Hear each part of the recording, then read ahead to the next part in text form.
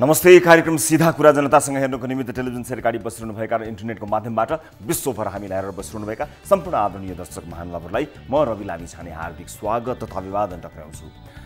यस कार्यक्रममा बेला बेलामा भन्दै आइरहेको छु कि व्यवहारका हिसाबले हामी राणा शासनमै छौँ। गणतन्त्रको नाम दिएर, गणतन्त्रको ब्यानर टाँगेर, गणतन्त्रको होर्डिङ बोर्ड झुन्ड्याएर हामी विशुद्ध राणा शासन चलाइरहेका छौँ, जहाँ आफन्त, भाइ भारदार, नाता कुटुम्ब र चाकडी बाजले जागिर पाउँछन्। यो दल र ऊ दलको कुरै छैन। जुन दल सरकारमा आए पनि लाभ जति आफन्त र परिवारजन र चाकडी बाजलाई न कसैले प्रश्न गर्न सक्छ, न जनताले उठाएको प्रश्नको जवाफ दिनुपर्छ। मात्र प्रधानमन्त्री दाइना हुनुपर्छ, ईश्वर दाइना हुनुपर्छ, सारा दोष माफ।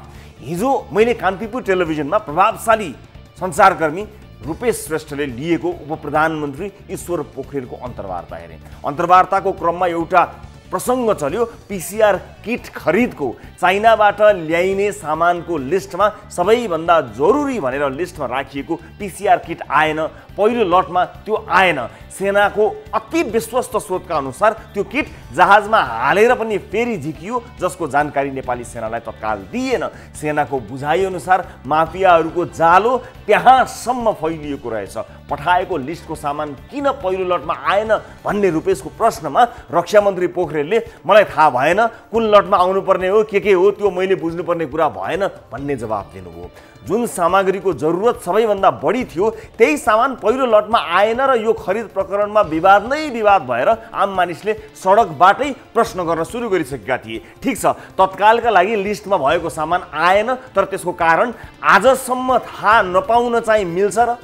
म एकैछिन आफूलाई ठ्याक्कै त्यही जवाफमा इन्सर्ट गर्छु र प्रश्न गर्न चाहन्छु। प्रधानमन्त्रीज्यू, फोन लगाउनुहोस् र सोध्नुहोस् लिस्टमा भएको सामान त्यही लटमा किन आएन, कसको आदेशमा त्यो लटमा पीसीआर किट ल्याइएन। अरू प्रश्न पछि सोधौँला। लौ यहीँबाट अहिले भर्खरै पत्ता लगाउनुहोस्, फोन घुमाउन सुरु गर्नुहोस्, जसरी पनि पत्ता लगाएर छोड्नुहोस् र सक्नुहुन्न यहाँबाट र अफिसै जानुपर्छ भने म पनि तपाईँसँग जान्छु। के कति कारणले सरकारले छिमेकी राष्ट्रसँगको G2G सरकारसँगको सम्झौता गरेर अर्डर गरेको सामान आएन, त्यसको जानकारी रक्षा मन्त्री र सीसीएमसीका प्रमुखलाई आजको मितिसम्म पनि थाहा नहुने भन्ने हुन्छ। तर पक्नुहोस्, नहुन पनि सक्छ, सबै कुरा थाहा नहुन पनि सक्छ। हो, त्यसै भएर प्रश्न उठेको विषयमा छानबिन गर्ने र भएको यो रहेछ भनेर जनतालाई जानकारी दिने। स्वास्थ्य सामग्री खरिद प्रक्रियामा अनियमितता भएको विषयमा कुनै छानबिन समिति बनायो सरकारले? लाखौं मानिसको प्रश्नको जवाब थाहा छैन, अनियमितता गरेको छैन भन्ने जस्ता मुखैले दिने जवाफबाट सकिन्छ? यदि यो राणा शासन हो भने गणतन्त्रमा त्यस्तो चल्दैन। प्रधानमन्त्रीले क्लिन चिट दिन मिल्दैन। स्वास्थ्य सामग्री खरिद प्रक्रिया त्यसमा बदमासी भएको हो भन्ने प्रश्नमा पनि उपप्रधानमन्त्रीज्यूले आफूलाई मात्र बचाउनु भएको छ। मैले गलत गरेको छैन, अरूको जिम्मा म लिन्न टाइपको जवाफ दिनुभएको छ। सीसीएमसीको हेड भएर आफ्नो मात्र जिम्मेवारी लिन कसरी मिल्छ? उसो भए प्रधानमन्त्रीले पनि मैले त केही पनि खाएको छैन, अरूको कुरा म जान्दिनँ भनिदिए भइगयो नि त। उपप्रधानमन्त्रीज्यू, उठेका हरेक सवालको जवाफ दिएर साध्य लाग्दैन, तर सदनदेखि सडकसम्म तातेको विषयमा तपाईँले एउटा छानबिन समिति बनाउन सक्नु भएको भए हिजो रूपेशलाई त्यो प्रतिवेदन पछार्न सक्नुहुन्थ्यो, तर कठै मुखले बोलेर सफाई दिनु पर्यो। म भनिदिन्छु अब तपाईँलाई, यो लटमा पीसीआर किट किन आएन सुन्नु होला।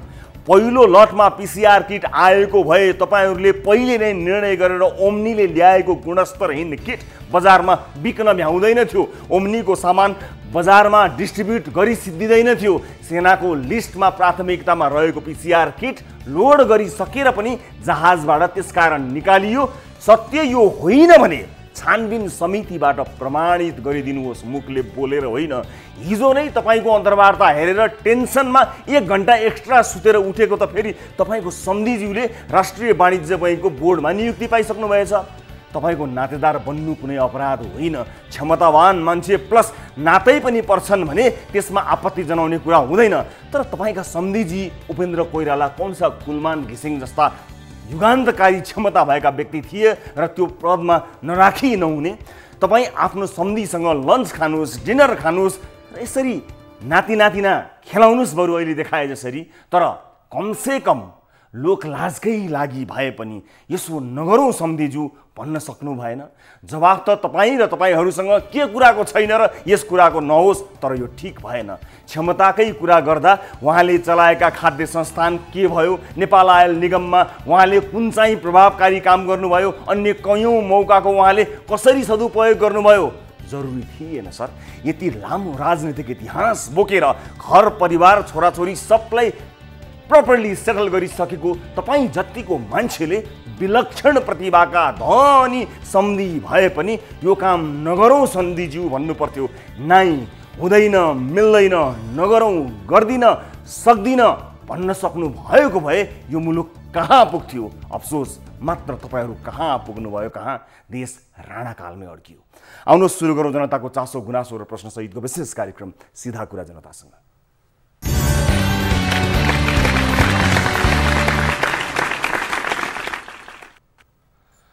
ब्रेकपछि स्वागत छ सम्पूर्ण आदरणीय दर्शक महानुभावहरूलाई कार्यक्रम सीधा कुरा जनतासँगमा अर्को एउटा विशेष एपिसोडका साथमा उपस्थित छौँ न्युज 24 टेलिभिजनको स्टुडियोबाट लाइभ। आज विविध विषयमा कुराकानी गर्न गइरहेका छौँ दर्शक महानुभावहरू।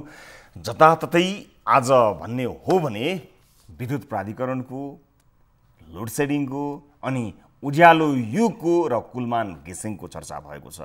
त्यस अगाडिका नेतृत्वको अक्षमताको असक्षमताको पनि कुरा भएको छ। आज हामी यस विषयमा विशेष कुराकानी गर्न गइरहेका छौँ र धेरै मानिसहरूले एउटा चासो राखेका छन् सामाजिक सञ्जालदेखि सबैतिर कि कुलमान घिसिङको नेतृत्व अर्को कार्यकालसम्म निरन्तर रहोस् भनेर धेरैले अपेक्षा गरेका छन्। आम सर्वसाधारणले जुन एउटा नयाँ नेपाल देख्न पाएका छन्, उज्यालो नेपाल, स्वाभाविक रूपमा स्वस्फूर्त रूपमा मानिसहरूले यसबारेमा कुराकानी गरिरहेका छन् र यो विषय नै सर्वत्र चर्चाको विषय रहेको परिप्रेक्ष्यमा आज हामी यसबारेमा कुराकानी गर्न गइरहेका छौँ र आम मानिसहरूले आकाङ्क्षी भनिएका मुकेश काफले जो यस अगाडि यो नेतृत्व सम्हालेका थिए, आज मुकेश काफ्लेजीसँग पनि मैले कुराकानी गरेको छु। त्यो कुराकानीको अंश पनि यहाँहरूलाई म प्रस्तुत गर्नेछु कि साँच्चै नै आम सर्वसाधारणले भने जस्तै मुकेश काफले पनि यो प्रतिस्पर्धामा अथवा फेरि यो विद्युत प्राधिकरणमा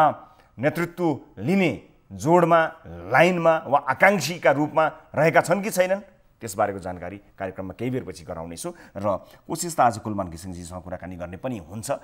तर हेरौँ समयले कतिको साथ दिन्छ, उहाँको समयले, उहाँको व्यस्तताले कतिको साथ दिन्छ, हामी कोसिस पक्कै पनि गर्नेछौँ। त्यो सँगसँगै आजको कार्यक्रममा कोरोना अपडेट, त्योसँग सम्बन्धित अन्य विभिन्न समस्याहरू लगायत स्वास्थ्यकर्मीहरू आन्दोलित भइरहेका छन्, त्यस अर्थमा स्वास्थ्यकर्मीहरूका बारेमा कुराकानी गर्न गइरहेका छौँ। कतिपय स्थानमा स्वास्थ्यकर्मीहरूले सामूहिक राजीनामा समेत दिइरहेका छन्। यस्तो विषम परिस्थितिमा त्यस्तो स्थितिको सृजना किन हुन गयो? सम्बन्धित पक्षबाट के कस्ता कमजोरीहरू भए? स्वास्थ्यकर्मीहरूका लागि के कस्ता कुराहरू भएनन्, के कस्ता कुराहरू गरिएनन् भन्नेबारे जान्ने कोसिस गर्नेछौँ र उहाँहरूको कुराकानी राख्दै सम्बन्धित निकायलाई घचघच्याउने कोसिस आजको कार्यक्रममा गर्नेछौँ र अपडेट पनि प्रदान गर्नेछौँ। दर्शक महानुभावहरू, त्यो सँगसँगै 12को एउटा विषय छ जहाँ चाहिँ निषेधाज्ञा लागेको अथवा नजानु भनेर भनिएको ठाउँमा धेरै मानिसहरू, दर्जनौँ मान्छेहरू जम्मा गरियो र त्यो जम्मा भएको ठाउँमा जनप्रतिनिधि पनि पुगे। एक जनप्रतिनिधि जसले आफ्नो टेस्ट गराएका थिए, रिजल्ट आएको थिएन। आइसोलेसनमै हुनुपर्ने मान्छे अथवा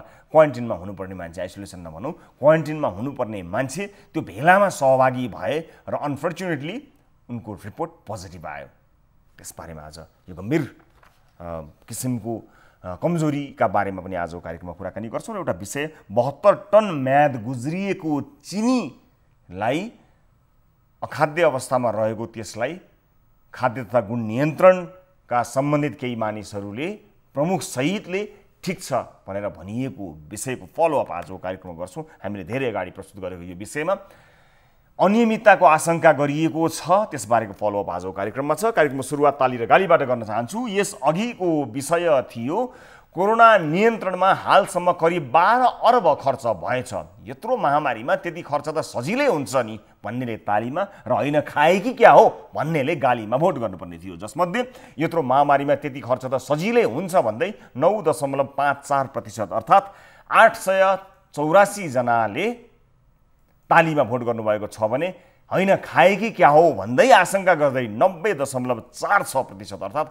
8381 जनाले गालीमा भोट गर्नुभएको छ। ताली र गालीका लागि अब आजको विषय यस प्रकार रहेको छ।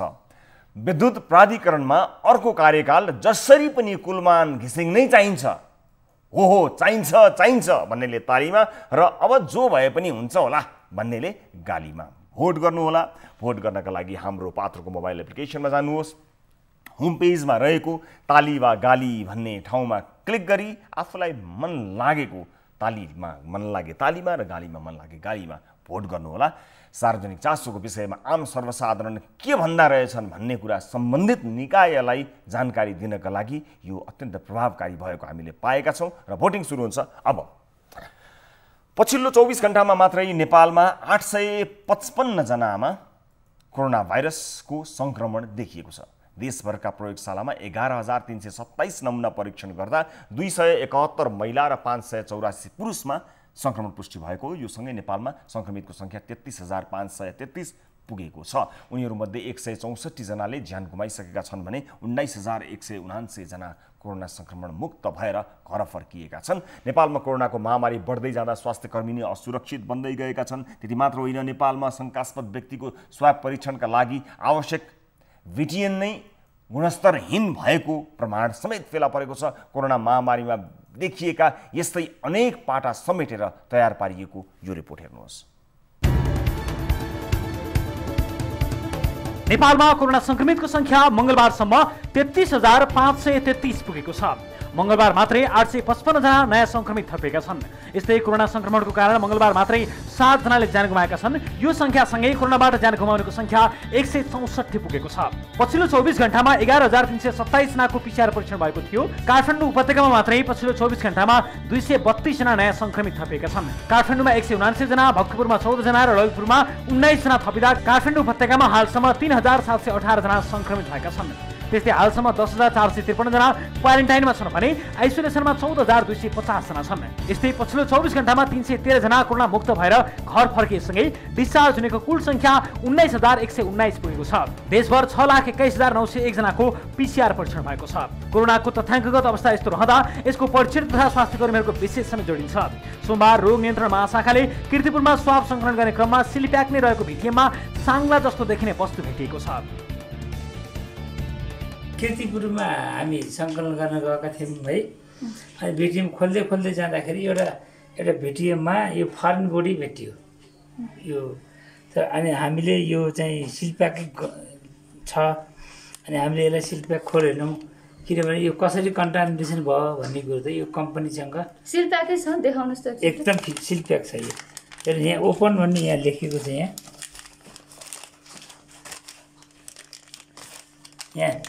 यहाँ ओपन भन्ने यहाँ लेखेको छ यहाँनिर है।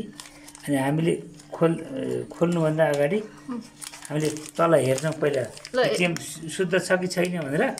अनि यसमा कन्टामिनेसन भएपछि अनि हामीले यसलाई खोलेनौँ। यो चाहिँ के रहेछ त्यो भित्र चाहिँ? त्यो भित्र हेर्दाखेरि स्पाइडर हो कि जस्तो लाग्छ मलाई। सानो बच्चा स्पाइडरको बच्चा हो कि जस्तो लाग्छ। साङ्लो रहेको छ हैन त यो? साङ्लो हो कि जस्तो लाग्छ। स्वाब संकलन गर्ने प्रविधि भाइरल ट्रान्सपोर्ट मिडियम भिटिएममा संकलन गरिएको नमुनालाई ट्रिटमेन्ट प्याक गरी 2 देखि 8 डिग्री सेल्सियसको तापक्रममा प्रयोगशालामा पठाएर परीक्षण गर्नुपर्छ। कोरोनाको वास्तविक नतिजाका लागि यो भिटिएम र परीक्षण सहयोग हुनुपर्छ। सरकारले जुन 15 मा जनमुक्ति हेल्थ इन्टरप्राइज मार्फत चीनको जेनेफा बायोटेक कम्पनीबाट खरिद गरेको 1,70,000 भिटिएम मध्ये यो एक भिटिएम हो। जेनेफा बायोटेकको यो किट चीनमा भने प्रतिबन्धित छ। प्रति किट 160 रुपियाँ पर्ने एक किट खरिदमा मात्रै सरकारले 2,72,00,000 खर्चिएको छ।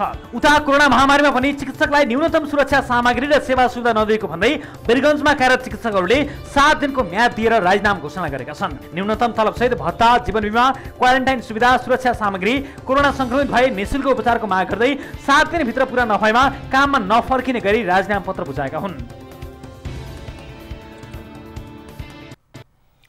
दर्शकहरू, यो रिपोर्टमा विभिन्न पाटोहरू हामीले देखायौँ र विशेष गरेर कोरोना महामारीको समयमा बिरामीको उपचारमा खटिएका चिकित्सकहरूले सुरक्षाका सामग्री तथा तलब भत्ता पाएनौँ भनेर आन्दोलन गर्नुपर्ने बाध्यता कसरी सृजना भयो यो विषयमा कुराकानी गर्न यतिखेर हामीसँग वीरगञ्जबाट आन्दोलनरत चिकित्सकहरूको टिम प्रत्यक्ष रूपमा जोडिएको छ। नमस्कार, यहाँहरू सबैलाई स्वागत छ कार्यक्रममा। हजुर, वीरगञ्जमा हुनुहुन्छ तपाईँहरू। तपाईँहरूको आन्दोलन र तपाईँहरूको माग लगायतका कुराहरूमा हामीले जानकारी पायौँ। सबभन्दा पहिला त त्यहाँको अवस्था कस्तो छ त्यसबारे जानकारी गराउनुहोस् न। के छ, कस्तो छ त्यहाँको वस्तुस्थितिबारे जानकारी गराउँ, अनि त्यसपछि तपाईँका मागहरूबारे र के कस्तो सम्बन्धित निकायले कसरी हेरिरहेको छ त्यसबारे जानकारी लिउँ। समग्र रूपमा यसको अवस्था वीरगञ्जमा कस्तो छ? सर्वप्रथम नमस्कार, म तपाईँ हजुर सबै कार्यक्रम प्रायः जस्तो सबै कार्यक्रमहरू हेर्छु। हजुर, अब हाम्रो के छ भने हाम्रो यहाँ 150 जना मेडिकल अथिरीहरू विभिन्न हस्पिटलमा। अब यहाँ के भयो भने हाम्रो स्यालेरीको कुरा भयो, हजुर, गभर्मेन्ट अनुसारको बिपीको कुरा भयो, आइसोलेसनको कुरा भयो, धेरै साथीहरू इन्फेक्टेड पनि भयो, अब उनीहरूको उपचारको कुरा भयो। विभिन्न कुराहरूले लिए हामीले चाहिँ पहिला चाहिँ हाम्रो हस्पिटलमा हामीले चाहिँ एउटा एप्लिकेसन दियौँ, सरकारले एप्लिकेसन। हामीलाई लागेन कि यो कुराहरूलाई यत्रो ठुलो नेसनल लेभलमा लग्नुपर्छ अथवा टिभीमा जानुपर्छ भन्ने पहिला लागेन। हामीलाई लागेको सरकारको कुरा हो, जेन्युन कुरा हो। हामीले यति दिनदेखि कोभिडमा काम गरिरहेको हाम्रो कुरा चाहिँ हस्पिटलले इजिली सुन्छ। त्यही भएर हामीले केही 5 बुधमा कतिजना तपाईँहरू चाहिँ यसमा एकीबद्ध हुनुहुन्छ यो माग राखेर? कतिजना चिकित्सकहरू अथवा हजुर अलमोस्ट 90 जना छ। अनि अब जस्तो तलब वृद्धिको माग गर्नुभएको हो कि त्यसलाई नियमित होस् भन्ने माग गर्नुभएको? तपाईँले तलब सुविधा कुराकानी गर्दा पहिला भए भन्दा बढाउनु खोज्नु भएको कि अथवा त भनिएको सुविधा नै दिइएन भन्नु खोज्नु भएको हो कि मानिसलाई एक्ज्याक्टली थाहा होस् न के अवस्था? अथवा यो अप्ठ्यारोमा परेर डाक्टरहरूले एकदमै यस्तो बेलामा पनि तलब वृद्धिको माग गरे भनेर पनि मान्छेहरूले भन्लान्, त्यस्तो बुझेको छ कि भनौँ न जस्ट सरकारी पक्षले अथवा अस्पताल म्यानेजमेन्टले? त्यसलाई पनि अलिकति स्पष्ट पारिदिनुहोस् न। अब यसमा के छ भने हामीले यो माग आजदेखि उठाएको होइन। आजभन्दा 2 वर्ष 3 वर्ष पहिला पनि यस्तो मागहरू उठेको थियो। त्यो बेला चाहिँ हाम्रो मागहरूको सम्बोधन गरिएन, त्यो बेला यसको बारेमा केही पनि गरिएन। हुन त यस्तो अवस्थामा हामीले ड्युटी छोड्नु भनेको नराम्रो कुरा हो, तपाईँले भनेको सही हो, तर हामीले सेवा चाहिँ छोडेको पक्कै पनि होइन। हजुर, हामीले हस्पिटल मात्र छोडेका छौँ। हामीले यदि न्युट्रल भेन्यूमा यहाँको सरकारले, लोकल गभर्नेन्सले अथवा नेसनल गभर्मेन्टले कुनै व्यवस्था मिलायो भने हामीले फ्रीमा भोलिन्टियर गर्ने पनि तर्क पेश गरेका छौँ। हाम्रो सङ्गठनको सब मेम्बरहरू यसमा चाहिँ अगाडि बिल्कुल। रह्यो कुरा स्यालेरीको, 4 महिना चाहिँ हामीले यसको बारेमा केही पनि भनेनौँ। 4 महिना 5 महिना जति हुन थालिसक्यो कोरोना। तर हस्पिटलले चाहिँ बेड चार्ज बढाएको छ, हस्पिटलले नर्सिङ चार्ज चाहिँ बढाएको छ, आइसियु चार्ज चाहिँ बढाएको छ। जुन मेडिकल अफिसरहरू सबभन्दा फर्स्ट टचमा आइरहेको छन् पेसेन्टहरूको, सबभन्दा हाइएस्ट भनेको इमर्जेन्सीको मेडिकल अफिसरहरू, त्यहाँ भएको प्यारामेडिकल स्टाफहरू छ, तीको बारेमा हस्पिटल पनि गरेको। हुन त सरकारले सरकारी अस्पतालहरूमा, कोरोना अस्पतालहरूमा धेरै सुविधाहरू दिएको छ, तर हामीलाई हाम्रो साथीहरूले यहाँ कोरोना पोजिटिभ भएको बेलामा उनीहरूले आफ्नो इन्भेस्टिगेसनसम्म पनि आफ्नै पैसा खर्च गरेर गर्नुपर्ने अवस्था देखिएको छ। कोरोना पोजिटिभ भएको बेलामा उनीहरूले कुनै आइसोलेसनको व्यवस्था गरिएको छैन। उनीहरूलाई घरमा बसेर त आइजा भनेर सम्म पनि भनिएको छ। यसको चाहिँ एउटा इन्सिडेन्स यहाँबाट एउटा साथी हाम्रो एकदमै सिरियस हुनुभयो, उहाँलाई काठमाडौँसम्म पनि लगियो, टिचिङ हस्पिटलमा उहाँको इलाज गरियो। त्यस्तो व्यवस्था यहाँ मिलाउन सकिएन। त्यहाँ उहाँको औषधि नपाएर इन्डियाबाट ब्ल्याकमा औषधि मगाएर पनि उहाँको इलाज गरियो। यसमा चाहिँ हाम्रो नेसनल एनिमीको टिमले धेरै नै मद्दत गरेको थियो। सो जुन हाम्रो 5 बुधे मागहरू छन्, एकदमै जेन्युन मागहरू छन्, नपुरा गर्ने एउटा पनि मागहरू छैन। 7 दिनको अल्टिमेटम पनि दियौँ, सोचिने टाइम एकदमै प्रशस्त मात्रामा थियो। हिजो चाहिँ 7 दिन पुरा भएर पनि मेडिकल प्राइभेट एसोसिएसनहरूले कुनै पनि तर्क नदिएपछि चाहिँ हामीले चाहिँ यो बाध्यपूर्ण गर्नु परेको छ। हजुर, अब सेवालाई निरन्तरता दिने जुन तपाईँले बताउनु भएको छ त्यो अत्यन्त तारिफ योग्य छ। यद्यपि यो माग तपाईँले अहिले आएर राख्नुभएको माग होइन, एउटा अगाडिदेखि राख्नुभएको मागहरू भन्ने थियो। छोटकरीमा बुलेटमा तपाईँका 5वटा माग भन्नुभएको छ होइन? 5वटा माग छन् अहिले। हजुर 5वटा माग छन् छोटकरीमा ती 5वटा मागलाई बुलेटमा भनिदिनुहोस् न के मागहरू छन् कस्तो मागहरू रहेछन् जुन सरकारले अथवा सम्बन्धित निकायले पुरै गर्न नसक्ने कस्तो माग राख्नुभएछ त तपाईँले एकचोटि हामी पनि सुनौ न के मागहरू छन् हजुर हाम्रो 5वटा मागहरू यस्ता रहेका छन् सबभन्दा प्रथम हाम्रो न्यूनतम जुन मासिक तलब हुनु पर्यो त्यो 65,000 हुनु पर्यो हैन हजुर त्यसमा अब कुनै कुनै अस्पतालमा के हुन्छ कि ड्युटी बेसिस हुन्छ त्यस्तो केस आयो भने मर्निङको 2500 इभिनिङको 2500 र रातिको 3000 हुनु पर्यो त्यसपछि हाम्रो दोस्रो माग के छ कि स्वास्थ्य र जीवन बिमा जुन हुन्छ हाम्रो सरकारले एल गरेको त्यो 25 लाख सम्मको हामीले यहाँको अस्पतालहरूले दिनुपर्ने रहेछ त्यसपछि हामीले काम गर्दाखेरि यति जोखिम कुराकानी गर्दै काटियो म फेरि पनि जोड्ने कोसिस गर्छु डाक्टरको टिम जोडिनु भएको छ म फेरि पनि उहाँसँग जोडिने कोसिस भने गरिरहेको छु दर्शक महानुभावहरू चिकित्सकहरूका विषयलाई लिएर हामीले निरन्तर आवाजहरू उठाइरहेका छौँ त्यसमाथि चिकित्सकहरूमा भएको दुर्व्यवहारका विषयलाई लिएर पनि हामीले त्यसका विरुद्धमा पनि धेरै आवाजहरू उठाइ नै रहेका छौँ र अहिले सेवालाई निरन्तरता दिँदै आफ्ना जायज मागहरू राख्नुभएका चिकित्सकहरूलाई किन व्यवस्था गरियो भन्ने कुरा जान्न जरुरी छ यस अर्थमा हामीले आम सञ्चार माध्यमका मार्फतबाट सम्बन्धित निकायलाई घचघचाउन सकिन्छ कि भन्ने उद्देश्यले हामीले उहाँहरूसँग प्रत्यक्ष कुराकानी गरी यसलाई जोड्ने विचार गरेका छौँ र फेरि कनेक्ट हुनुभएको छ डाक्टर साहबहरूको टिम म उहाँहरूलाई म तेस्रो मागबाट म फेरि सुरुवात गर्न गइरहेको छु र त्यो तेस्रो माग 5 बुँदे माग उहाँले भन्नुभएको छ तेस्रोबाट सुरु गर्न चाहे डाक्टर साहब तपाईँहरू बताइरहनु भएको थियो तेस्रो माग चाहिँ के थियो सुन्नु भएको छ मलाई अस्पतालमा काम गर्दा धेरै प्रकारको पेसेन्टहरू आउँछ त्यसमा कोरोना पोजिटिभ पनि कोही हुन्छ त्यो पोस्ट डायग्नोज भएको छ जुन हजुरहरूलाई सबैलाई नेपालमा थाहा रहेको छ त्यो अनुसार हामी घर जाँदाखेरि घर गएर काम बस्दाखेरि के हुन्छ कि घरमा हाम्रो परिवारजन उहाँहरूको इन्फेक्सन हुने चान्स रहेको हुनाले हामीले अस्पतालबाट जबसम्म हामी यो कोरोनाको स्थितिमा काम गरिरहेको छ त्यति बेरसम्म हामीले क्वारेन्टाइनको व्यवस्था अस्पतालले गरिदिनु पर्यो त्यसपछि हाम्रो चौथो माग के छ कि जुन WHO गाइडलाइन्स अनुसार छ हामीले जुन पिपी हुन्छ पर्सनल प्रोटेक्टिभ इक्विपमेन्ट्सहरू त्यो अस्पतालले पर्याप्त मात्रामा उपलब्ध गराइदिनु पर्यो ताकि हामी सेवा गर्दा गर्दा आफूलाई इन्फेक्सन नहोस् र निरन्तर हामी जनतालाई सेवा गर्न सकौँ हाम्रो पाँचौँ माग के छ कि यदि हामीले काम गर्दा गर्दा अगर हाम्रो मेडिकल अफिसरहरू कोही इन्फेक्टेड भयो त्यस्ता इन्फेक्सन भएको अफिसरहरूलाई अस्पतालले निशुल्क उपचार गरिदिनु पर्यो र त्यसको बस्नेको व्यवस्था पनि अस्पतालले नै गरिदिनु पर्यो यो हाम्रा पाँचवटा मागहरू लिएर हामी अगाडि बढेका अब यो मागलाई लिएर कसैले केही कुराकानी गरेन अब तलब सुविधाको विषयमा त भन्न नसकिएला तर अन्य किनभने त्यसलाई कसरी हेरिन्छ त्यसको तलबलाई लिएर त म कसरी कुराकानी गर्न त्यति उचित ठान्दिनँ मतलब म त्यो हैसियत राख्न सक्दिनँ तर अन्य मागहरूका बारेमा भने त पक्कै पनि चर्चा गर्न सकिन्छ जस्तो लाग्छ मलाई यसलाई लिएर तपाईँहरूसँग कसैको कुराकानी भएन अथवा कसैले तपाईँलाई अब यसो गरौँ त यो चाहिँ अहिलेलाई यति गरौँ यो गरौँ अथवा योसँग चाहिँ हामी गर्न सक्छौँ बिमाका कुरा हामीलाई प्रोटेक्सनका कुरा पिपीका कुरा त्यसमा कुराकानी भएको छैन तपाईँहरू कसैसँग नमस्कार म डाक्टर सरोज हजुर खासमा हामीले चाहिँ त्यो हाम्रो जुन तलबको बारेमा जुन कुरा गरेका छौँ हजुर त्यो तलब चाहिँ खासमा अहिलेसम्म हामीले एकदमै न्यूनतम तलबमा चाहिँ हामी काम गरिरहेका छौँ हजुर कसो भयो भने हाम्रा विभिन्न साथीहरू जो इन्फेक्टेड भएर होइन सङ्क्रमित भएर कोही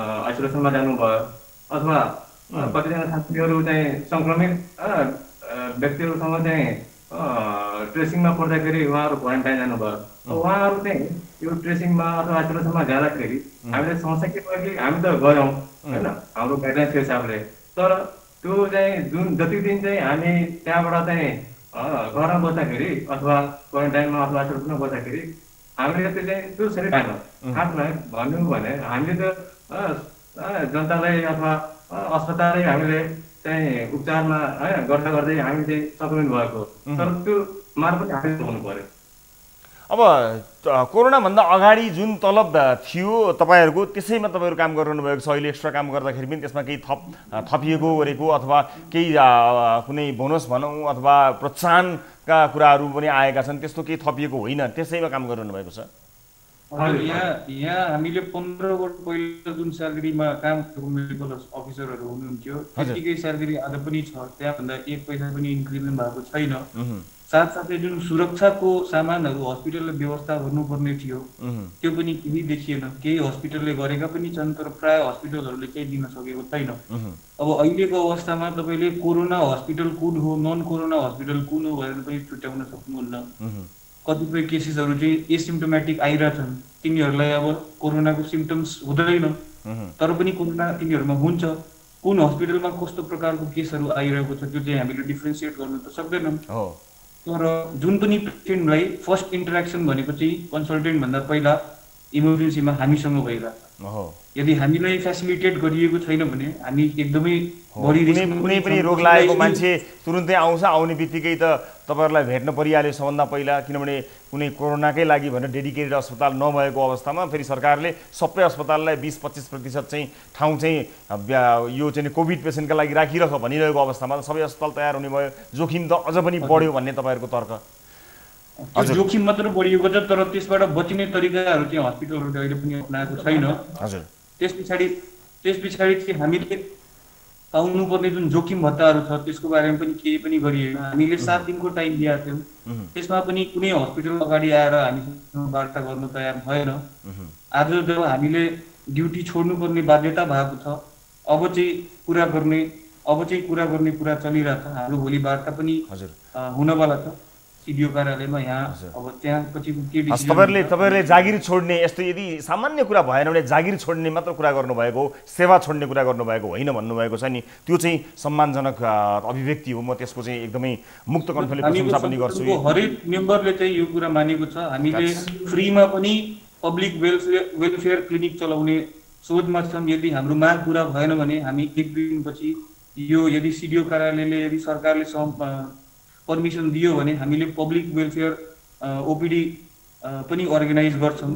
हस्, म यहाँ यहाँहरूसँग बिदा माग्छु। मलाई अब सम्बन्धित निकाय लगायत सम्पूर्ण आम दर्शक महानुभावहरू जति पनि सम्बन्धित अरू स्थानीय लगायत सबैलाई सम्भवतः यो कुराकानीले धेरै आइडिया दियो होला, के का लागि रहेछ, के माग रहेछ भन्ने कुराको जानकारी दियो होला र यसलाई लिएर केही कदम चाल्नका लागि, सकारात्मक कदम चाल्नका लागि यो जानकारी पर्याप्त छ जस्तो लाग्छ मलाई। म सम्पूर्ण डाक्टर साहबहरूलाई धेरै धेरै धन्यवाद दिन चाहन्छु र आफ्नो सेवा निरन्तर रूपमा आफ्नो सेवा प्रदान गरिदिनु हुन पनि पुनर्तापूर्वक फेरि पनि अनुरोध गर्न चाहन्छु। जुन प्रतिबद्धता यहाँहरूले व्यक्त गरिसक्नु भएको छ र यहाँहरूले निरन्तर रूपमा तपाईँ लगायत सम्पूर्ण चिकित्सकहरूले यो अप्ठ्यारो परिस्थितिमा जुन सेवा गरिरहनु भएको छ त्यसको पनि म प्रशंसा गर्न चाहन्छु र आशा गर्दछु तपाईँहरूको यो माग चाँडै पुरा हुनेछ र तपाईँहरू नयाँ उत्साह, नयाँ जोसका साथ आफ्नो काममा फर्किनु हुनेछ, जसको लाभ आम सर्वसाधारणले लिनुहुनेछ। नमस्कार, म यहाँहरूसँग बिदा माग्छु। धेरै धेरै धन्यवाद यहाँहरूलाई सहभागिताको लागि।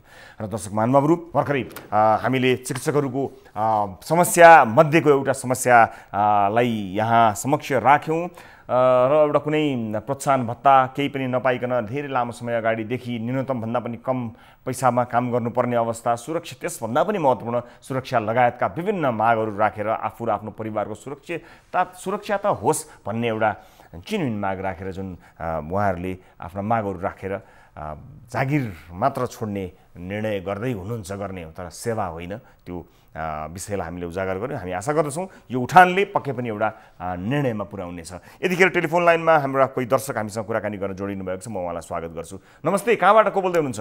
हजुर नमस्कार सर। कहाँबाट को बोल्दै हुनुहुन्छ? हजुर म स्याङ्जाबाट हो सर। स्याङ्जाबाट को बोल्दै हुनुहुन्छ? स्याङ्जाबाट मेरो परिचयमा गोप्य राख्न चाहन्छु सर। बिल्कुल, हस्, गोप्य राख्नु होला, आफ्नो विषयवस्तुमा प्रवेश गर्नु होला। यो विषय कस्तो भन्दा सर, हाम्रो यो स्याङ्जा पुतली बजार नगरपालिकाले हजुर हाम्रो यो पुतली बजार नगरपालिका वार्ड नम्बर 1 र 2 राङदाङ भन्ने ठाउँमा हजुर 1 महिना अगाडि राज्य कोषको 10 लाख रुपियाँ चाहिँ बाटो निर्माणको लागि योजना परेको थियो। हजुर। अनि यो योजना परिसकेपछि यो कार्य समिति गठन गर्ने बेलामा चाहिँ 1 नम्बर वार्डको स्थानीयहरू कसैलाई पनि जानकारी नगइकन 2 नम्बरको मात्र सदस्यहरू बसेर कार्य समिति गठन गरियो, उपभोक्ता समिति गठन गरियो। हजुर। अनि यो गठन गरिसकेपछि तपाईँको बाटो बनाउँदाखेरि कतिपय कुराहरू फल भएको छन्। म तपाईँलाई फल कुराहरू तपाईँलाई भन्छु। अहिले कार्य समिति गठन गर्दा 2 नम्बर वार्डको मान्छे मात्रै समिति गठन भयो। सार्वजनिक जग्गा छोडेर व्यक्तिगत जग्गामा मात्रै डोजर चलाइयो। खेतीयोग्य जमिन र बस्ती एरियामा डोजर चलाइयो। अनि 12 मास बग्ने खोलामा हेमपाइप नहाल्ने, गाउँको टुप्पामा आकाशबाट जुन पानी झर्छ नि छ त्यो पानी बग्ने भेलमा चाहिँ हेन्ड पाइप हालियो। अनि सार्वजनिक जग्गामा चाहिँ 2 देखि 3 मिटरको बाटो छ। व्यक्तिगत जग्गामा चाहिँ 6 मिटरदेखि 9 मिटरको बाटो खनियो। हजुर। अनि तपाईँको यो हजुर बाटो चाहिँ जुन बाटो खन्दाखेरि पहिला जुन ठाउँमा जोखिम देखिएको थियो त्यो जोखिम देखिएको ठाउँमा पनि डोजर चलाइएर अहिले फेरि त्यो ठाउँमा चाहिँ वाल हाल्दाखेरि पहिलाको भन्दा पनि साँगुरो बाटो भयो। यसरी गर्दाखेरि राज्यको उसको पैसा चाहिँ यत्तिकै दुरुपयोग भयो। बस्तीमा चाहिँ एकदम जोखिम भयो। घरहरू बस्तीहरू चाहिँ अब पहिरोमा झुन्डिएको छ। हजुर। अब अनि बाटो खनिसकेपछि नाला काट्नु पर्ने हो। अनि यो नाला पनि काटिएको छैन सर, होइन?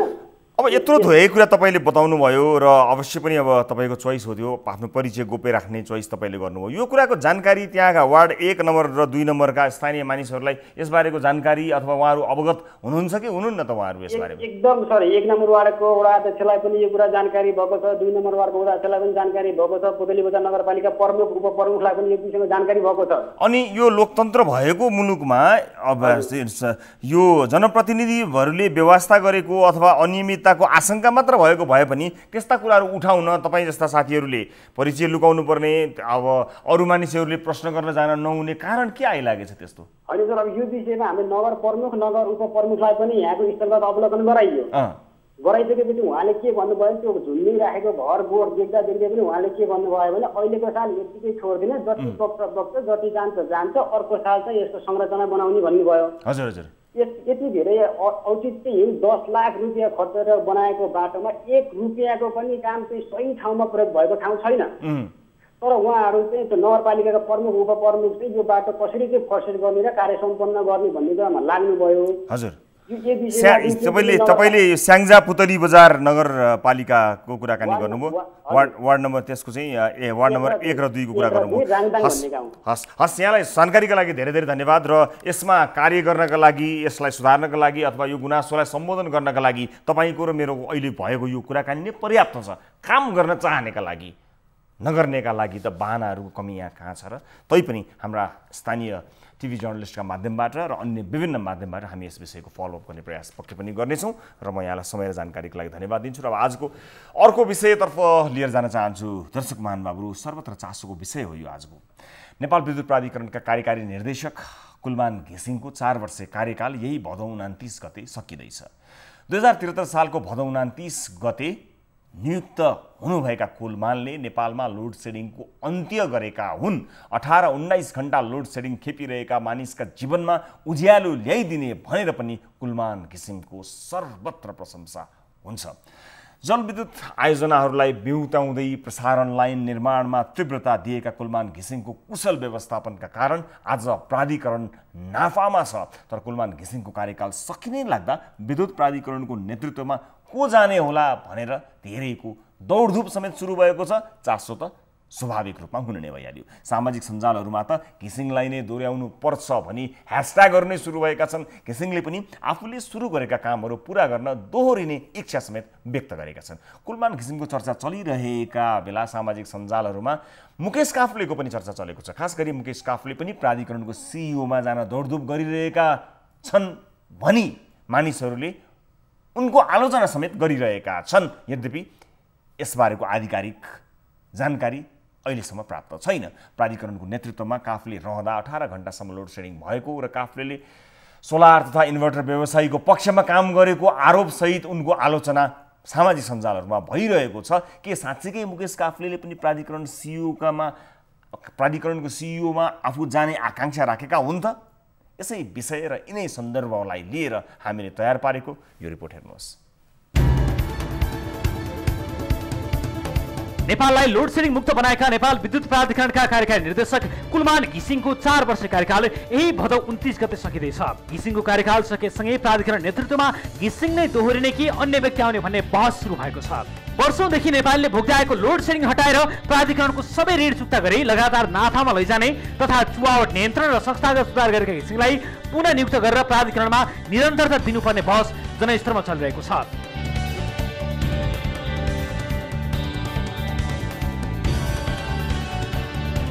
उसुत घिसिङ आफैले पनि दोस्रो कार्यकालका लागि इच्छा राखेका छन्। आफूले सुरु गरेका धेरै कामलाई सम्पन्न गर्नका लागि पनि दोहोरिन चाहेको उनी बताउँछन्।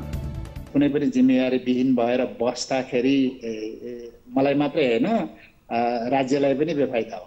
त्यो भएको हुनाले जिम्मेवारी चाहिँ कुनै पनि जिम्मेवारीमा चाहिँ बस्नुपर्छ, काम एक्टिभ कामहरू, किनभने मेरो उमेरले पनि एक्टिभ भएरै काम गर्नुपर्ने, करिब 50 को हाराहारीको उमेरले एक्टिभ भएरै काम गर्नुपर्ने चाहिँ भन्छ। त्यो भएको हुनाले जो कुनै पनि जिम्मेवारीबाट भाग्ने होइन, जिम्मेवारी लिएर काम गर्ने।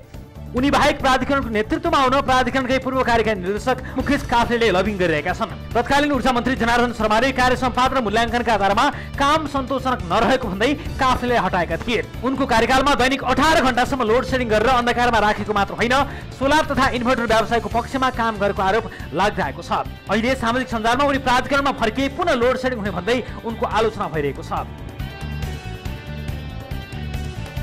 के साँच्चीकै मुकेश काफ्लेले पनि प्राधिकरणमा जान खोजिरहेका हुन् त? हामी उनलाई यही प्रश्न गर्यौं। काफ्लेले भने आफूले यो पदका लागि दौडधुप नगरेको स्पष्ट पार्दै कार्यकारी निर्देशकका लागि योग्य भएकाले भोलि सरकारले गर्ने निर्णयमा भर पर्ने घुमाउरो जवाब दिए। कार्यकारी निर्देशकको पदमा त हुनुहुन्छ नि कुलमान्छे हो, उहाँ रिटायर हुने हुनुहुन्छ चाँडै। अब अहिले रिटायर हुनुहुन्छ कि कन्टिन्यू हुनुहुन्छ कि त्यो त समय आएपछि थाहा होला। म आफ्नो काम गरिरहेको छु हो, म प्राधिकरणसँग अहिले कुनै सम्बन्ध राख्दिनँ।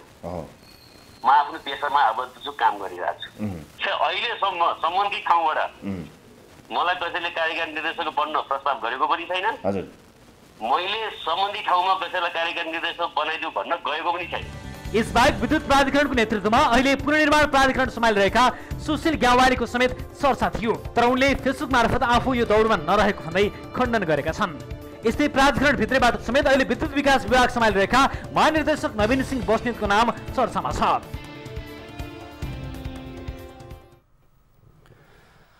दर्शक महानुभावहरू, हामीले यस विषयमा धेरै दर्शकहरूले चासो राख्नु भएका कारणले विशेष गरेर आज दिउँसो मुकेश काफ्लेजीसँग पनि कुराकानी गरी तपाईँ आकाङ्क्षी हो कि होइन भनेर प्रश्न गरेका थियौँ र आफूलाई कसैले प्रस्ताव पनि नल्याएको र आफू त्यसका लागि नगएको समेत बताएको कुरा हामीले दर्शकहरू समक्ष राख्यौँ र यस विषयलाई लिएर आगामी दिनहरूमा हामी विभिन्न हाम्रा एपिसोडहरूमा, हाम्रा कार्यक्रमहरूमा निरन्तर फलोअप पनि गर्नेछौँ र विशेष गरेर नेपालले एउटा नयाँ युगमा प्रवेश गरेको यो विषय सबैको चासोको विषय हुने कुरामा कुनै द्विमत नै छैन। यस अर्थमा पनि यस विषयमा निरन्तर चर्चा चलिरहन्छ। यसका विभिन्न पाटो र विभिन्न आयामसँगमा रहेर हामी कुराकानी पक्कै पनि गर्नेछौँ, जसको जानकारी आगामी दिनहरूमा आदरणीय दर्शक महानुभावहरूलाई हामी गराउनेछौँ। र दर्शक महानुभावहरू, टेलिफोन लाइनमा कोही दर्शक हामीसँग कुराकानी गर्नको लागि जोडिन चाहनु भएको छ, भिडियो कल मार्फत कोही आउन चाहनु भएको छ, म उहाँलाई स्वागत गर्न चाहन्छु।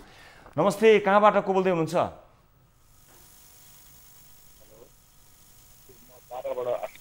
हजुर, मैले सुन्न सकिनँ, मलाई एकपल्ट फेरि कहाँबाट को बोल्दै हुनुहुन्छ? हजुर हजुर म बाराबाट आसमान।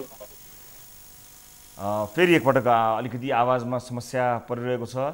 हजुर, म बारा निजगढबाट बोल्दैछु। बाराबाट? हजुर हजुर, के नाम यहाँको शुभ नाम?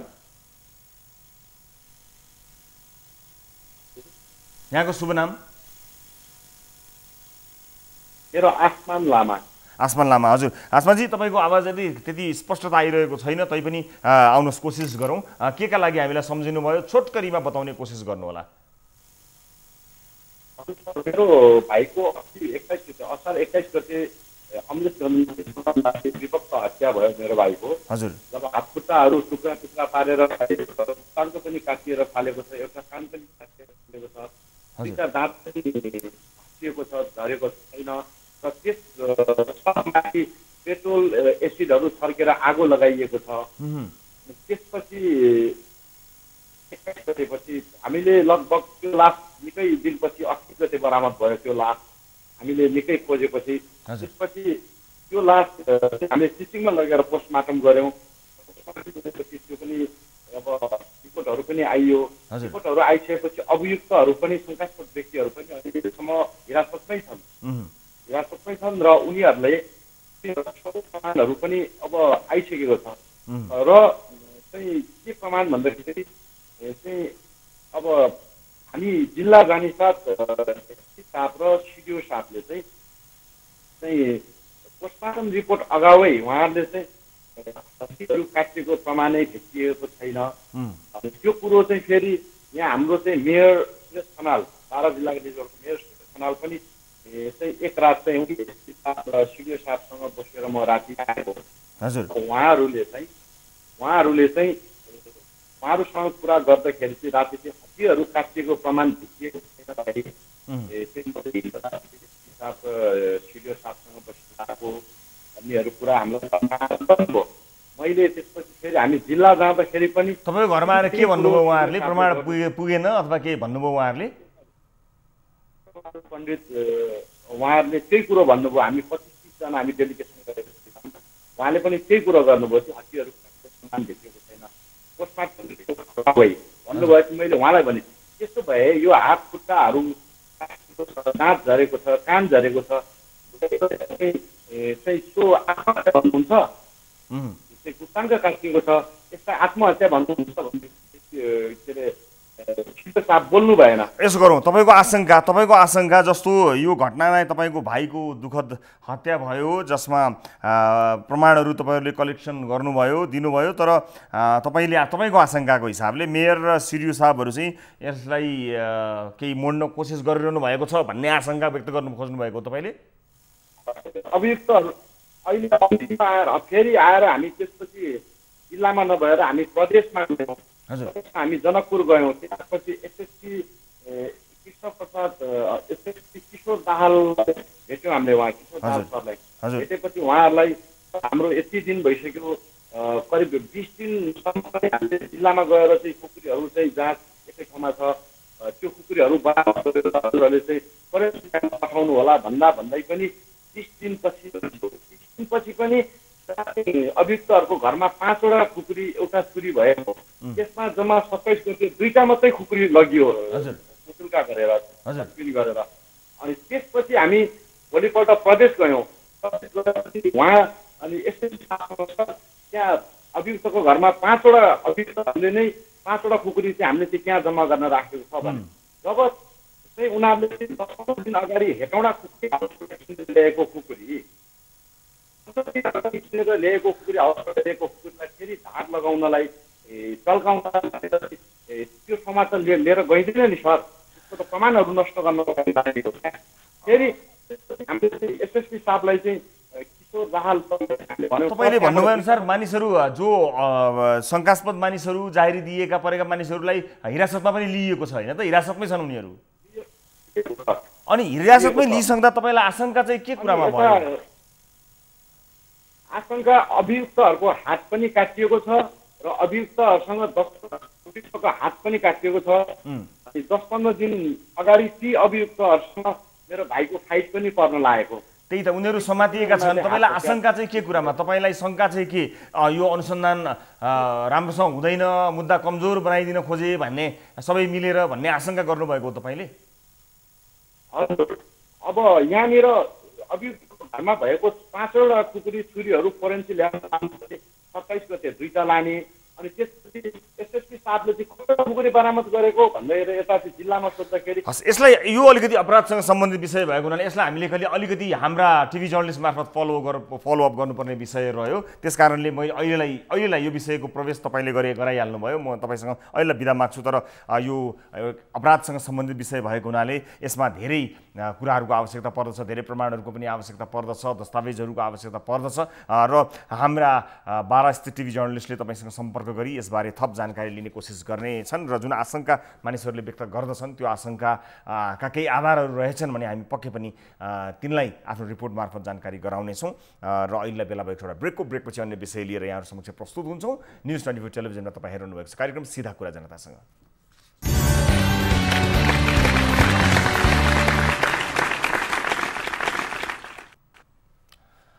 ब्रेकपछि स्वागत छ सम्पूर्ण आदरणीय दर्शक महानुभावहरूलाई कार्यक्रम सिधा कुरा जनतासँगमा। आदरणीय दर्शक महानुभावहरू, विभिन्न रिपोर्टहरू प्रस्तुत गरिरहेका छौँ, विभिन्न क्षेत्रको जानकारी गराइरहेका छौँ, प्रत्यक्ष रूपमा तपाईँका टेलिफोन कलहरूलाई पनि लिइरहेका छौँ।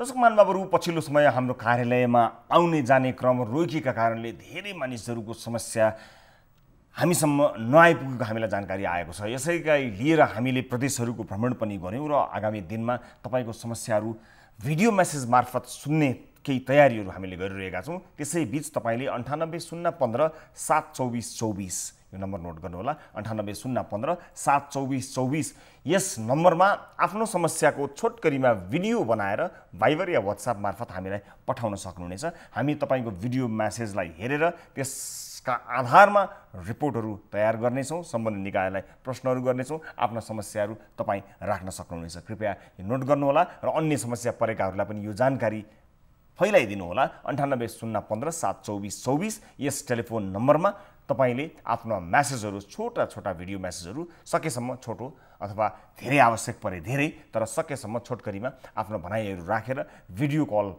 मार्फत भिडियो म्यासेज रेकर्ड गरी त्यसलाई हामीलाई पठाइदिनु भयो भने हामी तपाईका समस्याहरू सुन्दै फलोअप गर्ने कोसिस गर्छौं र सुरक्षित तरिकाले आउन सकिने ठाउँहरू रहेछन् भने हामी हाम्रा प्रतिनिधिहरू अथवा हाम्रा टिभी जर्नलिस्टहरू हाम्रा टिमका साथीहरू तपाईं समक्ष आउने कोसिस पनि गर्नेछौं। यसलाई अझ प्रभावकारी बनाउने बारेमा हाम्रो टिम छलफलमा रहेको छ। यो जानकारी मात्र आजलाई यहाँहरूलाई गराए र आजको अर्को विषयतर्फ लिएर जान चाहन्छु।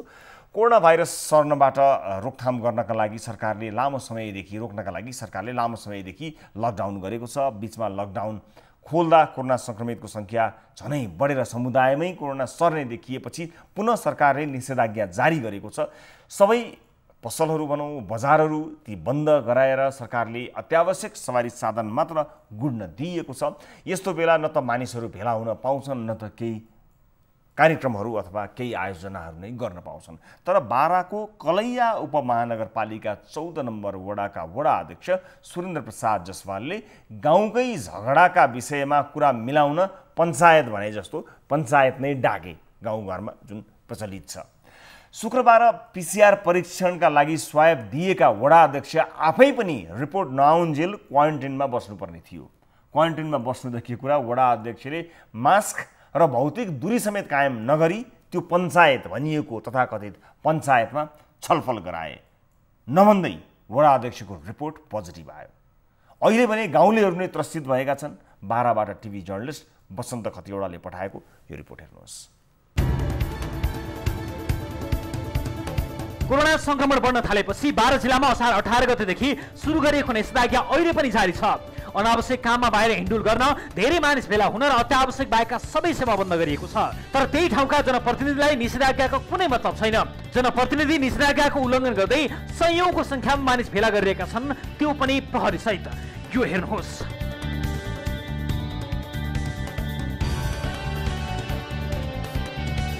कलैया उपमहानगरपालिका 14 का वडा अध्यक्ष सुरेन्द्र प्रसाद जयसवालले गाउँकै झगडाका विषयमा छलफल गर्न बसाएको पञ्चायतको दृश्य हो यो। यहाँ न त भौतिक दूरी कायम गरिएको छ न त सबैले मास्क नै लगाएको देखिन्छ। गएको शनिबार भएको पञ्चायतमा सयौं व्यक्ति उपस्थित थिए। यिनै वडा अध्यक्षले शुक्रबार पीसीआर परीक्षणका लागि स्वाब संकलन गराएका थिए। स्वाब संकलनपछि रिपोर्ट नआउँदासम्म क्वारेन्टाइन बस्नुपर्ने नियम भए पनि उनले मानेनन् र प्रहरीलाई राखेर सयौं मानिसको भेला गराए। गांव में 200-300 लोग के पंचायती में बैठा के पंचायती खत्म कैलन। ओकरा 2 दिन बाद corona report positive oil. Corona बीमारी अगर पूरा गांव समाज में फैली एक जिम्मेवारी वाडा अध्यक्ष ली है। अघिल्लो दिन कोरोना परीक्षणका लागि स्वाब दिएर भोलिपल्ट सयौं मान्छेको भेला गरेका तीनै वडा अध्यक्षलाई सोमबार कोरोना रिपोर्ट पोजिटिभ देखिएको छ। वडा अध्यक्ष सुरेन्द्र प्रसाद जयसवाललाई कोरोना संक्रमण पुष्टि भएपछि अहिले गाउँमा कोलाहल मचिएको छ। एक दिन अघि स्वाब संकलन गरिएका वडा अध्यक्ष क्वारेन्टाइन बस्नुपर्ने थियो तर उनी बसेनन्। निषेधाज्ञाको उल्लङ्घन गर्दै प्रहरी समेत राखेर गाउँमा सयौं मानिसलाई भेला गराए। उनी एकजनाको गल्तीको सजाय आज सारा गाउँले भोगिरहेका छन्। दर्शक महानुभावहरू, जनप्रतिनिधिबाट भएको यो लापरवाहीका कारणले सयौं मान्छेहरू यतिखेर तनावमा छन् र हामीले यस विषयलाई लिएर कुराकानी गर्ने कोसिस गरेका थियौं। कलैया उपमहानगरपालिका वार्ड नम्बर 14 का वडा अध्यक्ष सुरेन्द्र प्रसाद जसवाल हामीसँग कुराकानी गर्ने तय पनि भएको थियो तर उहाँको टेलिफोन अहिले बन्द छ। उहाँलाई स्वास्थ्य लाभको कामना छ हाम्रो, तर यो किसिमको लापरवाही विशेष गरेर आफूले टेस्ट गराउन गइसकेपछि त्यतिन्जेलसम्म पनि उहाँले कुर्न सक्नु भएन, जसका कारणले यति धेरै मानिसहरू एक किसिमको मानसिक त्रासमा छन्। हामी आशा गरौँ सबैको रिपोर्ट नेगेटिभ आउला अथवा अरू कसैलाई संक्रमण नहोस्, कसैमा संक्रमण नफैलियोस्, हामी यो आशा गर्छौँ र अन्य विशेष गरेर जिम्मेवार मानिसहरूबाट यस्ता किसिमका कमजोरीहरू नहुन् भन्ने अपेक्षा पनि गर्छौँ र भिडियो कल मार्फत कोही दर्शक हामीसँग जोडिन चाहनुभएको छ। भिडियो कलको कुराकानी त्यति स्पष्ट हुन सकेको त छैन आज विशेष प्राविधिक कारणले, तर पनि म कोसिस भने गर्नेछु। नमस्कार, कहाँबाट को बोल्दै हुनुहुन्छ? जिल्ला। हजुर, तपाईँको आवाज राम्रोसँग आउन सकेन। हामी यो भिडियो कललाई अडियो कलमा परिणत गर्ने कोसिस गरौँ है त, स्पष्ट कुरा सुन्न जरुरी भयो। दर्शक महानुभावहरू, अलिकति प्राविधिक केही कठिनाइहरूका कारणले गर्दा हामीले कुराकानी गरेको भिडियो कलमा भएको कुराकानी त्यति स्पष्ट हुन सकेको छैन। फेरि पनि म कोसिस गर्छु। एकपल्ट फेरि बताउनु होला, कहाँबाट को बोल्दै हुनुहुन्छ? सर, म बर्दिया जिल्लाबाट आर्जन रिजाल। हजुर रिजाल, हजुर अहिले सुनिरहेको छु। रिजालजी, के लागि हामीलाई सम्झिनु भयो बर्दिया? सर, मैले एउटा सहयोगको अपिल गर्न हजुरहरूसँग सम्पर्क राखेको सर, सहयोगको अपिलको लागि। प्लिज भन्नुहोस् न, के का लागि? सर, बर्दिया जिल्ला ठाकुरबाबा नगरपालिका वडा नम्बर 2 मा एक आमा स्तन क्यान्सर हुनुहुन्छ सर, जसलाई हेर्नु सर म घाउ देखाउँछु सर। उहाँको सन्तान पनि कोही छैन सर, कोही छैन। उहाँको श्रीमान एउटा जङ्गलको सामान्य चौकीदार हुनुहुन्छ। हामीले अभियान चलाएका छौँ सर, हजुरहरूको साथ सहयोग। हजुर, उहाँलाई छोपिदिनु होला, नदेखाउनुहोस् त्यसरी। उहाँको अनुमति पनि चाहिन्छ, प्लस अलिकति हजुर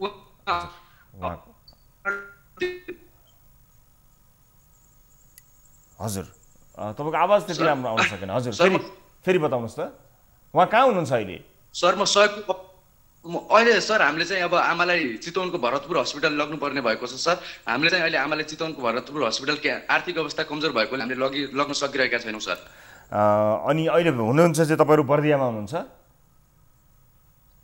उहाँकै घरमा छु सर। अनि तपाईँहरूले त्यहाँको अन्य निकायलाई, भनौँ न स्वास्थ्यसँग सम्बन्धित निकायलाई कसैलाई जानकारी गराउनु भएको छ? खबर केही, मद्दत केही पाउनु भएको छ? सबैसँग मैले मेरो साथ पनि हाम्रो मेरो साथ गराएको छु। मेरो साथ हामीले 1 लाख छुटको कागज छु। हामीले आर्थिक केही हुन्छ। हजुर, त्यति राम्रोसँग आवाज सुनिएन, तर पनि सहयोग गर्न चाहनुहुनेहरूले तपाईँलाई सम्पर्क गर्न चाहनुभयो भने तपाईँको टेलिफोन नम्बर एकपटक बताइदिनुहोस् न।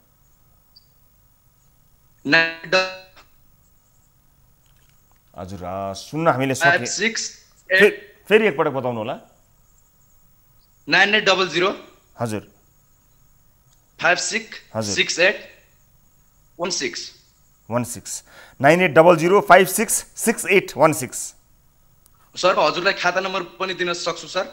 होइन, यसै नम्बरबाट हामी पहिला हाम्रो दर्शकहरू जानकारी गराउँ, त्यसपछि विभिन्न दर्शकहरूले अथवा सम्बन्धित निकायहरूले जानकारी गराउनु हुनेछ उहाँको यो अवस्था छ। अनि तपाईँले चाहिँ कसरी थाहा पाउनुभयो उहाँको बारेमा, उहाँको अवस्थाबारे? खैर, आज अलिकति प्राविधिक रूपमा हामीलाई केही कठिनाइको सामना गर्न परिरहेको छ। भर्खरै एउटा बडो हेर्दा हृदय विदारक दृश्य पनि छ र स्तन क्यान्सर भएको उहाँले बताउनु भयो। जो चितवनमा हुनुहुन्थ्यो र बर्दियाबाट चितवन लैजानुपर्ने अवस्थाको बारेमा उहाँले जानकारी गराउनु भयो र 9800 566 816 9800 566 छ।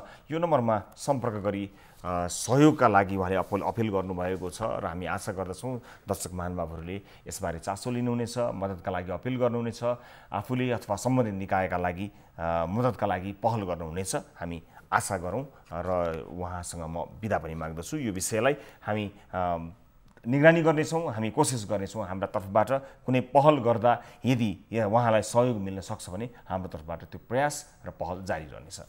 र अब आजको अर्को विषय, यो फलोअप विषय, म्याद सकिएको चिनीलाई पनि म्याद भएको र खान योग्य देखाउँदै खाद्य प्रविधि तथा गुण नियन्त्रण विभागका महानिर्देशकदेखि संलग्न अन्य कर्मचारीहरूलाई कारबाहीको माग गरिएको छ। चिनी परीक्षणमा गलत नतिजा दिएको विषयमा छानबिन गर्न कृषि मन्त्रालय मातहत बनेको समितिले दोषीलाई कारबाहीको सिफारिस गरेको हो। भारतबाट आयात भएको म्याद गुज्रिएको चिनी नेपाली बजारमा बिक्री वितरण गर्न योग्य रहेको प्रतिवेदन दिन खाद्य प्रविधि तथा गुण नियन्त्रण विभागका महानिर्देशक सहितका कर्मचारीको संलग्नता देखिएको आशंका गरिएको छ।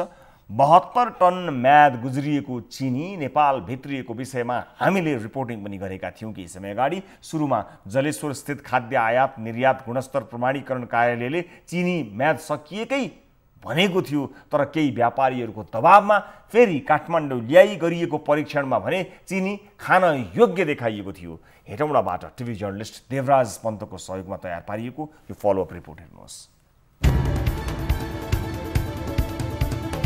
भारतबाट आयात भएको म्याद गुज्रिएको चिनी नेपाली बजारमा बिक्री वितरण गर्न योग्य रहेको प्रतिवेदन दिन खाद्य प्रविधि तथा गुण नियन्त्रण विभागका महानिर्देशक सहितका कर्मचारीको संलग्नता देखिएको छ। हामीले गत चैत्रमा नै भारतबाट 72 टन म्याद गुज्रिएको चिनी नेपाल भित्रिएको विषयमा रिपोर्टिङ गरेका थियौं।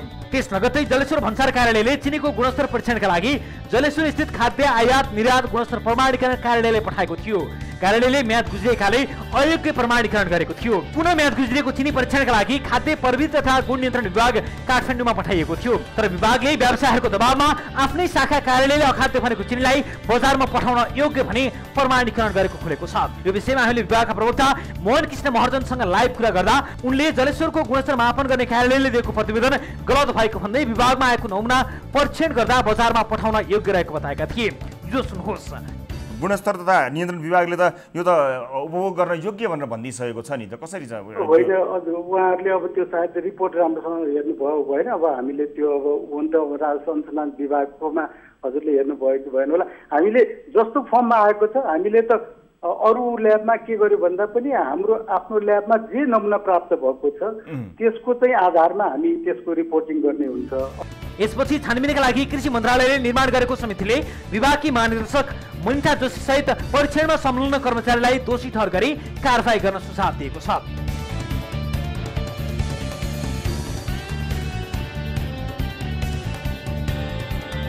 समितिले परीक्षण मापदण्ड र प्रक्रिया परिभाषित नहुनु, खुल्ला रूपमा प्राप्त नमुना परीक्षण गर्नु, लेभल र ब्याच नम्बर समेत थाहा नपाई परीक्षण प्रतिवेदन दिनु, आफ्नै अन्तर्गत रहेका कार्यालयको परीक्षण एकरूपता नहुनुले विभागको लापरवाही र व्यवस्थासँगै प्रचलित नियमको समेत पालना नभएको कारण परीक्षण कार्यमा संलग्न कर्मचारी र विभागका महानिर्देशकलाई कारबाही गर्न सुझाव दिएको छ। तर छानबिन समितिले प्रतिवेदन बुझाएको 2 महिनासम्म पनि कृषि मन्त्रालयले कसैलाई कारबाही गरेको छैन। दर्शक महानुभावहरू, कारबाही भन्ने शब्द त यहाँ अन्यलमा परेको छ, बिचल्लीमा परेको छ। कारबाही भनेपछि आँखा बन्द गर्ने होइन, पहिला आँखा खोल्नु पर्दछ। कसलाई कारबाही हो यो? त्यो कारबाही गर्ने भनिएको मानिस कसैको नाता, कसैको नजिकको आफन्त त पर्दैन, अथवा कुनै पार्टीको समर्थक सदस्य त पर्दैन। त्यो सबै हेरेर सब पास भइसकेपछि अनि बल्ल कोही कसैको परेन भने मात्रै कारबाही हुने हुनाले समय सायद लाग्न सक्दछ। आजका लागि विषयहरूको प्रस्तुतिलाई यही बिट मार्न गइरहेका छौँ। धेरै मानिसहरूसँग कुराकानी गर्ने समय तय भए तापनि आजको कार्यक्रममा कुराकानी हुन सकेन र आजका लागि विषयहरूलाई यही बिट मार्दछु। अर्को कार्यक्रममा अन्य विभिन्न विषयहरू र विभिन्न फलोअप सहित यहाँहरू समक्ष पक्कै पनि प्रस्तुत हुनेछौँ। फेरि पनि म दोहोऱ्याउन चाहन्छु 98 0 15 7 24 24 नम्बरमा आफ्ना समस्याहरू, आफ्ना केही भनाइहरू छन् भने भिडियो रेकर्ड गरी हामीलाई WhatsApp या भाइबरको भिडियो मार्फत हामीलाई त्यो भिडियो सन्देश पठाउनु होला। हामी त्यसलाई अध्ययन गरी तपाईलाई मद्दत गर्ने कोसिस गर्दछौँ। यो अवस्थामा निषेधाज्ञा लागेको यो अवस्थामा घरबाट निस्किन अप्ठ्यारो परेको, हामीलाई भेट्न हाम्रो कार्यालयमा आउन अथवा हाम्रा विभिन्न टिभी जर्नलिस्ट साथीहरूलाई भेट्न अप्ठ्यारो परेको समयमा पनि तपाईका समस्याहरू जिउका तिउँ छन्। यस अर्थमा आफ्नो स्मार्टफोनको प्रयोग गर्नुहोला र यो नम्बरमा तपाईले टेलिफोन कल पनि गरी हामीलाई आफ्नो समस्या टिपाउन सक्नुहुनेछ। हामी तपाईलाई मद्दत गर्ने कोसिस गर्नेछौँ। थप न्युजका लागि हाम्रो वेबसाइट www.news24nepal.com मा जानुहोला। साथै हामीलाई फेसबुक, ट्विटर र युट्युबमा पनि फलो गर्न सक्नुहुनेछ। हाम्रो पात्रको मोबाइल एप्लिकेसनमा गई गाली वा तालीमा भोट गरी मद्दत गर्नुहुन अनुरोध गर्दै कार्यक्रम सिधा कुरा जनतासँगको आजको श्रृङ्खलाबाट सम्पूर्ण युनिटका साथमा 10 औँला जोडेर नमस्ते रवि लामिछानेको।